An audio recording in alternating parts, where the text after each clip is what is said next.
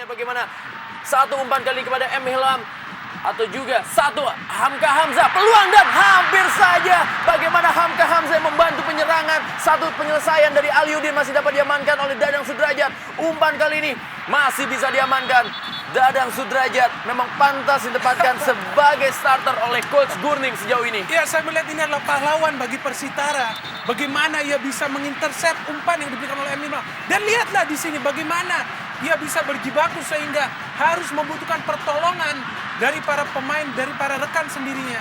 Sungguh suatu situasi heroik dari penjaga gawang Persitara. Ya, kita lihat bagaimana nafas buatan harus diberikan kepada Dadang Sudrajat. Dan kita semua berdoa tentunya jangan sampai begitu parah cedera yang dialami oleh seorang Dadang Sudrajat. Dan di sini kita melihat bagaimana Aliudin begitu menyesal akan peluang emas yang tidak berhasil dicetak gol. Namun kembali kita ke Dadang Sudrajat, pemain yang mungkin dikatakan sebagai key player pada saat Persitara menang melawan Persib.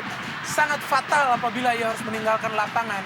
Ketika pertama kali saya melihat nama Dadang Sudrajat di barisan line up, saya pikir Ngadiono adalah sebuah nama besar, pemain yang pernah main di Persija, pemain yang pernah main di Persib.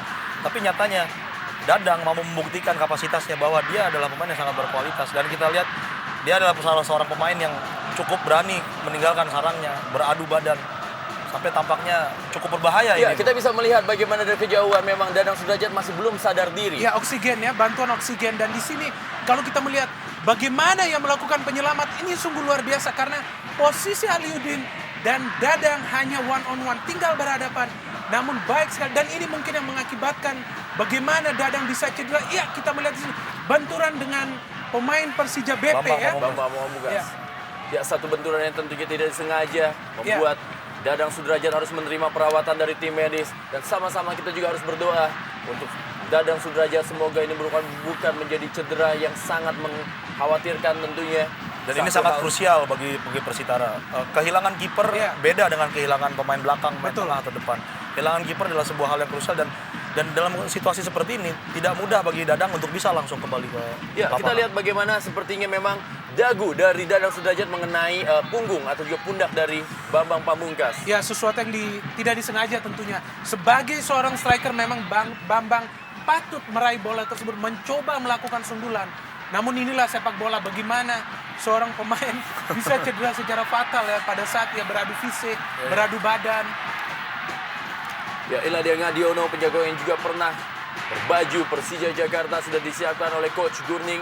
Sepertinya akankah dia langsung masuk ke lapangan menggantikan Dadang Sudrajat, penjaga gawang yang memang tampil heroik, tampil sangat luar biasa di 3 pertandingan terakhir dari Persitara Jakarta Utara. Dan bahkan rekor dari penjaga gawang ini adalah tidak kebobolan walaupun lawan yang dihadapinya adalah Persib Bandung, PSSB Biren, dan juga PSMS Medan.